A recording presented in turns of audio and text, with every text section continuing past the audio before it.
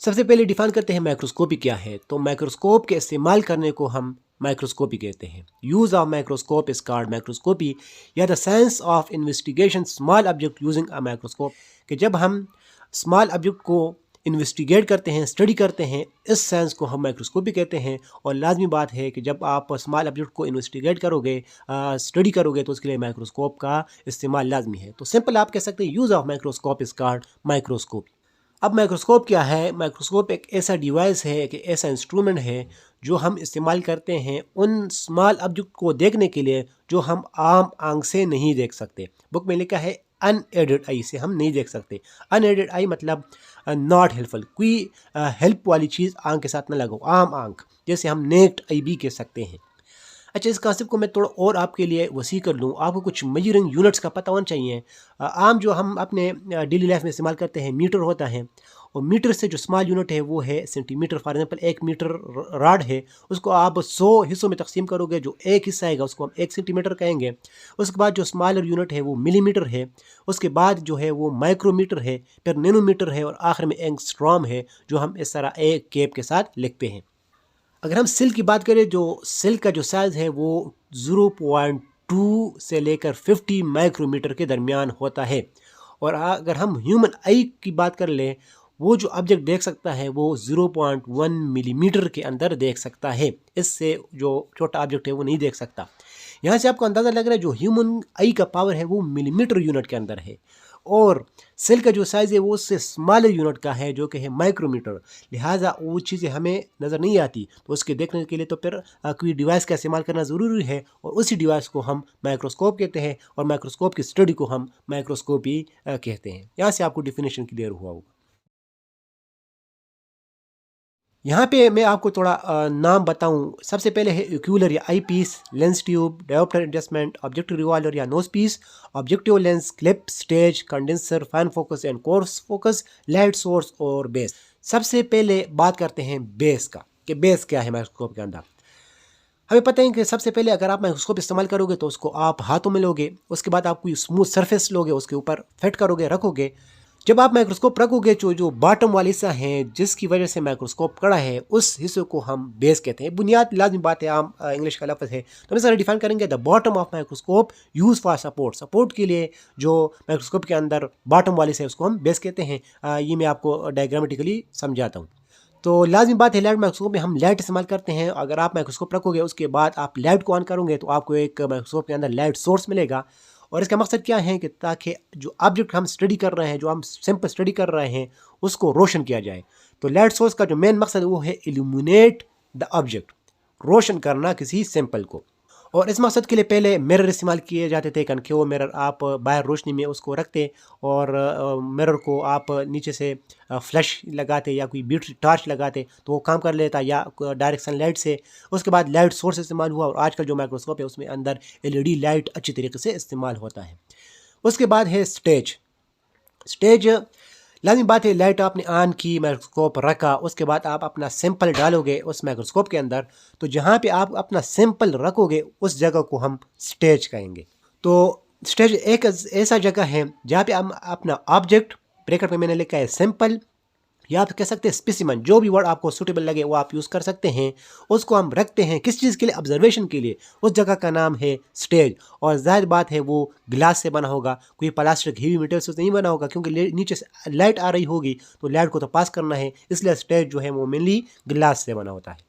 एक और पॉइंट मैं बताऊं स्टेज के हवाले से, जब आप स्टेज के ऊपर अपना स्पेसिमेन रख लें, सैंपल रख लें, तो उसको फिर एडजस्ट करना होगा ताकि आपके जो माइक्रोस्कोप का जो ट्यूब है, जो लेंसेज है, उसके सामने आए। उसके लिए आप हाथ का इस्तेमाल नहीं करेंगे, वहाँ पे आपको कुछ स्क्रू, कुछ नॉब्स, बटन मिलेंगे, वहाँ से आप इस स्टेज को एडजस्ट करोगे, इसलिए ताकि आप अपना हैंड को इस्तेमाल ना करें। अच्छा, आपने अपना सैंपल रखा माइक्रोस्कोप के अंदर, उसके बाद आप इस तरह करोगे कि इस सैंपल के ऊपर कुछ चीज़ चढ़ाओगे, कुछ चीज़ रखोगे ताकि ये अपने जगह से हिले नहीं। अगर आप माइक्रोस्कोप के इधर उधर करोगे तो ये अपनी जगह से हिले नहीं, तो इसके लिए क्लिप्स इस्तेमाल होते हैं जो कि स्टेज के ऊपर मौजूद होते हैं, और जो कि सॉफ्ट से आयरन से बने होते हैं। तो क्लिप का मतलब है hold object on stage, stage के ऊपर ऑब्जेक्ट को होल्ड करने पकड़ने के लिए हम क्लिप इस्तेमाल करते हैं। और चार जो चीज़ें हैं ये एक दूसरे से रिलेटेड है और इसको मैं आपको डायग्रामेटिकली बताता हूँ। देख सकते हैं ये जो बॉटम वाला पोर्शन है उसको हम बेस कहते हैं, और डिटेल की जाने की ज़रूरत नहीं है।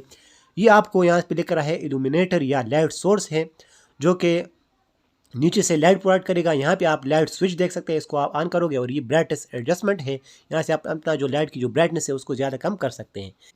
ये आपको मैकेनिकल स्टेज या सिंपल स्टेज नज़र आ रहे हैं और यहाँ से आपको कुछ ग्रे कलर नज़र आ रहा है जो कि शो कर रहा है कि ग्लास से बना है। इसके ऊपर आप अपना स्पेसिमेन रखेंगे और ये आपको जो दो चिन्ह नज़र आ रहे हैं फाइन बारीक से, ये आपको स्टेज क्लिप नज़र आ रहे हैं। इसकी मदद से आप अपना जो सिंपल है उस स्टेज के ऊपर होल्ड करोगे। तो ये 4 पार्ट्स हो गए हमारे।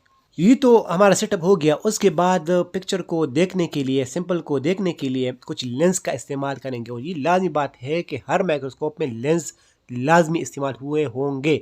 शीशे मिरर लाजमी इस्तेमाल हुए होंगे क्योंकि उसके बगैर लाइट रिफ्लेक्शन डिफ्रैक्शन वगैरह हम प्रिंसिपल देखेंगे वो नामुमकिन है।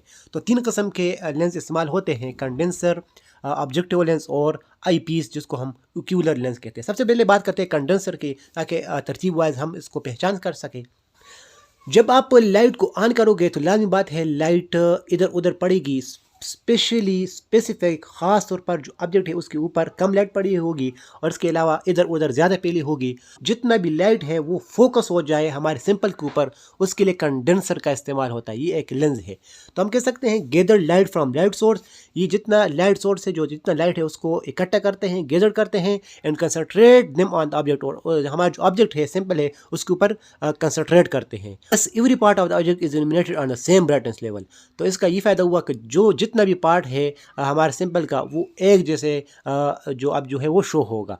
कहाँ पर कम लाइट कहाँ पे ज़्यादा लाइट, ये सिस्टम अब नहीं रहेगा। किसकी वजह से? कंडेंसर की वजह से। और ये कहाँ पे मौजूद होता है? ये लाइट सोर्स से अबाव मौजूद होता है और ऑब्जेक्ट से बिलो मौजूद होता है। लाजमी बात है कि लाइट से ऊपर होगा तो लाइट को कैच करेगा, ऑब्जेक्ट से नीचे होगा तो नीचे से लाइट को फोकस करेगा। कंडेंसर का एक टाइप है जिसको हम कहते हैं एस्फेरिक लेंस, और ये जब इस्तेमाल होते हैं तो उस माइक्रोस्कोप का क्रोमेटिक एब्रेशन ख़त्म हो जाता है। क्रोमेटिक एब्रेशन का मतलब है कलर फ्रिंजिंग। कलर फ्रिंजिंग का मतलब क्या है कि अगर हमारा इमेज है उसके साइड पे कुछ और कलर ऐड करना। अगर हम एक कलर में देखते हैं ऑटोमेटिकली कोई और कलर इन्वायरमेंट से इधर उधर ऐड हो रहे हों उस ऑब्जेक्ट के ऊपर और हमें इमेज क्लियर नज़र नहीं आ रहा हो, तो इसको ख़त्म करने के लिए एक कलर में हमें दिखाने के लिए एस्फेरिक लेंस का इस्तेमाल होता है। यानी इसका मकसद है कि अगर हम इमेज क्वालिटी बेटर करना चाहते हैं तो हम इस और एक लेंस एस्फेरिक लेंस उसको इस्तेमाल करेंगे। अगर एक माइक्रोस्कोप है उसके अंदर एस्फेरिक लेंस है तो मतलब है वो अच्छी क्वालिटी का है और उसका जो कीमत है वो भी ज़्यादा होगा। तो यहाँ से आप क्वालिटी ऑफ माइक्रोस्कोप इस लेंस से आप अंदाज़ा भी लगा सकते हैं। तो ये था कंडेंसर, इसको मैं आप डायग्रामेटिकली समझाता हूँ। दूसरा जो 2 लेंस है और ये बहुत ज़्यादा इंपॉर्टेंट है माइक्रोस्कोपी के लिहाज से, जो कि है ऑब्जेक्टिव लेंस और आईपीस या ओक्यूलर लेंस।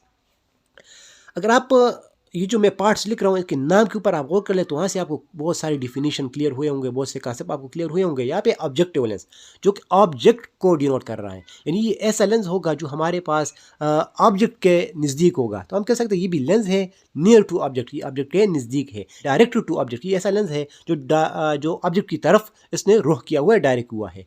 और इसके बरक्स अगर हम आई पीस, आई से ज़ाहिर है जहाँ पे आप माइक्रोस्कोप के अंदर अपना आई रखोगे वहाँ पे भी एक लेंस होगा, उस लेंस को हम आई पीस कहते हैं या ओक्यूलर लेंस कहते हैं, क्योंकि ओक्यूलर लफ्ज़ इस्तेमाल होता है वैल्यू के अंदर विजन से रिलेटेड। तो ये भी एक लेंस है जो नियर टू आई है, या हम कह सकते हैं पीडीएफ वाले अल्फाज डायरेक्ट टू आई, जो आई की तरफ इसने रुख किया हुआ है। ऑब्जेक्टिव लेंस का काम क्या है कि ये नीचे से जो लाइट सोर्स आएगा उसके बाद कंडेंसर उसको फोकस करेगा सैंपल के ऊपर, उसके बाद ऑब्जेक्ट से जो लाइट रिफ्लेक्ट होगा उसको सबसे पहले कैच कौन करेगा? Objective lens. हम कह सकते हैं collect light rays reflected from object, object से जो लाइट रेज रिफ्लेक्टेड होंगे वो ऑब्जेक्टिव लेंस कैच करेंगे। आईपीस लेंस का क्या काम है? जो तो बिल्कुल सिंपल, जो लाइट ऑब्जेक्टिव लेंस से पास हो जाएंगे, रिफ्लेक्ट हो जाएंगे, तो उसको कलेक्ट करने के लिए फिर जो लास्ट पेन लेंस है वो है eye piece. Objective lens form real image, ये हकीकी इमेज बनाता है, और जो आई पीस है वो वर्चुअल इमेज बनाता है, और वर्चुअल इमेज में एक खासियत होता है वो इनलार्ज हो जाता है, बड़ा हो जाता है, तो हमें जो हमारा सैंपल है वो बड़ा दिखाई देता है। इन लेंस को आप यहाँ पे डायग्रामेटिकली देखते हैं, यहाँ पे आपको नज़र आ रहा है कंडेंसर। ये एक आप देख सकते हैं कि लाइट के ऊपर हैं और स्टेज यानी सैंपल के नीचे हैं, जो कि सैंपल के ऊपर लाइट फोकस करेगा। ये आपको जो 2-3 नज़र आ रहे हैं, ये आपको ऑब्जेक्टिव लेंस नज़र आ रहे हैं, और आप देख सकते हैं कि ये डायरेक्टेड है किसकी तरफ, सैंपल की तरफ, लाजमी बात है। और ये ऊपर आपको यहाँ पे आप आई रखोगे, वहाँ पे आपको आई पीस लिखा हुआ है ब्रैकेट में, और बाहर लिखा हुआ है ओक्यूलर लेंस। यहाँ पे आप आई देख रहे हैं और आपको यहाँ से अंदाजा लगा है ये किसकी तरफ रुख किया है, इसने आई की तरफ रुख किया है, तो ये लेंसेज मौजूद होते हैं। मैंने आपको जो पार्ट्स है उसको बहुत तरतीब के साथ में शुरू नीचे से ऊपर की तरफ जा रहा हूँ, ताकि आप कोई पार्ट मिस ना कर सके। और जो सेम चीज़ें सबसे पहले सेटअप के अलग मैंने पार्ट्स बताएं, उसके बाद लेंसेज मैंने अब बताएं, उसके बाद आपको कुछ एडजस्टमेंट की ज़रूरत है माइक्रोस्कोप के अंदर, ताकि आप हैंड यूज़ ना कर सके। उस स्क्रूज उस बटन को यूज़ करके आप अपने लिए माइक्रोस्कोप सेटअप कर ले।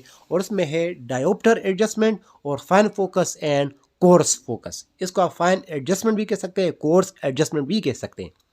डायोप्टर एडजस्टमेंट ये रिलेटेड है आइस के साथ। तो जो 2 आई पीस लगे होंगे, 2 ओक्यूलर लेंस लगे होंगे, अगर बाज़ माइक्रोस्कोप एक होता है तो वहाँ पे डायोप्टर एडजस्टमेंट नहीं होगा। जिसमें अगर 2 है, जैसे हम दूरबीन जो होता है जो डबल होता है, उसको सेटअप करने के लिए अपने आइस के डिस्टेंस के लिहाज से, जितना आपका आइस का डिस्टेंस है उस लिहाज से अगर आप सेट करोगे तो इसके लिए हम डायोप्टर एडजस्टमेंट इस्तेमाल करते हैं। जो दूसरा है कोर्स फोकस और फाइन फोकस, ये बहुत ज़्यादा इंपॉर्टेंट है लेंस की तरह। कोर्स फोकस का जो नॉब है, बटन है, ये काम आता है ऑब्जेक्टिव लेंस को ऑब्जेक्ट से दूर ले जाने के लिए या ऑब्जेक्ट की तरफ ले जाने के लिए। यानी कोर्स फोकस आपको जब नाम आएगा तो आप डायरेक्टली ऑब्जेक्टिव लेंस ही याद कर ले, या फाइन फोकस आए तब भी आपको ऑब्जेक्टिव लेंस ही याद रखना है कि ये डील करता है ऑब्जेक्टिव लेंस से। ऑब्जेक्टिव लेंस को मूव करने के लिए, स्पेसिमेन की तरफ ले जाने के लिए या उससे ऊपर ले जाने के लिए कोर्स फोकस इस्तेमाल होता है। उसका फंक्शन क्या है, अगर आप अपना जो ऑब्जेक्ट है उसको फोकस में लाना चाहते हैं, कभी आप ऑब्जेक्टिव लेंस को नीचे करोगे, कभी ऊपर करोगे, तो एक टाइम आएगा आपको इमेज नज़र आ जाएगा, तो उस नॉब को, उस एडजस्टमेंट को हम कोर्स फोकस कहते हैं।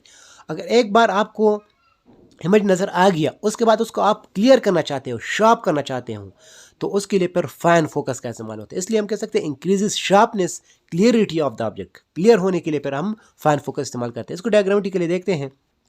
यहाँ पे ऊपर आपको नज़र आ रहे हैं डायोप्टर एडजस्टमेंट। ये आप अपने आइज़ के लिहाज से सेट करोगे, कभी ऊपर, कभी खुला, कभी तंग करना, तो ये डायोप्टर एडजस्टमेंट है जो आपको दूरबीन में नॉर्मल नज़र आ रहा होता है। ये नीचे आपको नज़र आ रहा है फाइन एडजस्टमेंट और कोर्स एडजस्टमेंट। आपको दोनों में फ़र्क किस तरह करना है, जो थिक है वो कोर्स है, जो पतला है वो फाइन है। तो ये अगर जो कोर्स को आप घुमाओगे तो ये जो ऑब्जेक्टिव लेंस है ये नीचे जाएगा या ऊपर आएगा, और इसके अलावा फाइन एडजस्टमेंट को आपको घुमाओगे तो आपको क्लियरिटी नज़र आएगी। जो आखिरी 2 पार्ट्स रहते हैं वो है लेंस ट्यूब और ऑब्जेक्टिव रिवॉल्वर। लेंस ट्यूब नाम से ज़ाहिर है कि ये ऐसा ट्यूब होगा जिसके अंदर लेंस पड़े होंगे। तो जो ऑब्जेक्टिव लेंस है या आई पीस है, उसको होल्ड करने के लिए, उसको लेंस को रखने के लिए जो ट्यूब इस्तेमाल होता है ताकि लेंस प्रोटेक्ट रहे, उसको हम लेंस ट्यूब कहते हैं, और ज़्यादातर ये आई पीस के लिए इस्तेमाल होता है।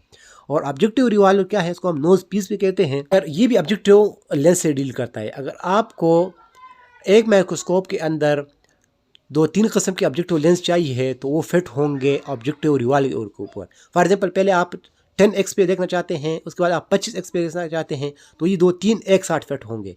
तो ये जब उसको आप रिवॉल्व करोगे, घुमाओगे, तो एक आएगा, दूसरा आएगा, दूसरा आएगा। तो इस सिस्टम को हम ऑब्जेक्टिव रिवॉल्वर कहते हैं। नोज पीस पे कहते हैं। नोज पीस इसलिए कहते हैं जब आप आई रखोगे तो यहाँ जो ये रिवॉल्वर है यहाँ से आपका जो नोज़ है वो टकराएगा, इसलिए नोज पीस कहते हैं। तो मैं आपको डायग्रामेटिकली दिखाता हूँ। ये ऊपर आपको ये लेंस ट्यूब नज़र आ रहे हैं, यहाँ पे आपको सामने ये लेंस पड़े हुए हैं।